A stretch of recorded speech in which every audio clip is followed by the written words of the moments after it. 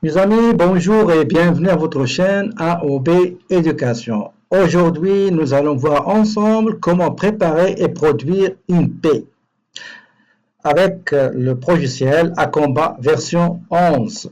Pour ce faire, vous allez dans le menu à gauche, le volet paie saisie et nous avons inscription. C'est dans cet endroit-là qu'il faut aller pour produire et préparer une paie. On clique sur inscription.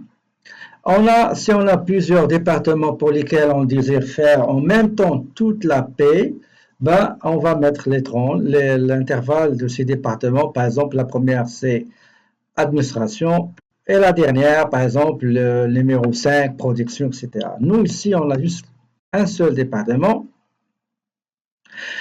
La fréquence, c'est la quinzaine. La période de la paie, c'est la première période. Mode d'inscription, c'est automatique. Ça, c'est pas individuel. Département après département, bien individu après individu.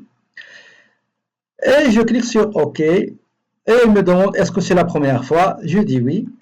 Voilà. Et la paie a été faite. Pour consulter la paie, vous allez paie et regardez, nous avons Barbeau Nadine avec sa paie. Le net, c'est 1813,87 $. Ici, c'est les heures travaillées. Ici, c'est les heures travaillées qui seront majorées de 50%. Le reste aussi majoré, supplémentaire majoré, doublement. Département, fonction. Le salaire, il est là. Donc, le taux horaire régulier, majoré de 50%, majoré doublement. Ça, c'est le salaire régulier qu'on donne pour la période. Ça, c'est 70 heures multipliées par le taux horaire, qui est 18 $, plus les autres heures supplémentaires majorées. Et le total,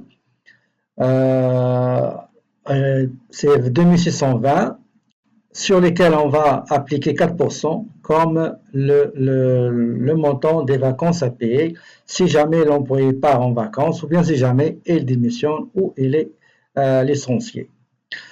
Les contributions, le sommaire, donc les retenues à la source, contribution de l'employé, contribution de l'employeur, les impôts retenus, et c'est ça.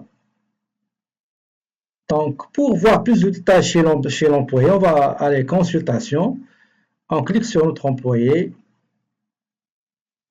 et regardez, ça c'est les salaires, le salaire régulier ainsi que le salaire horaire régulier. Les totaux c'est 2620.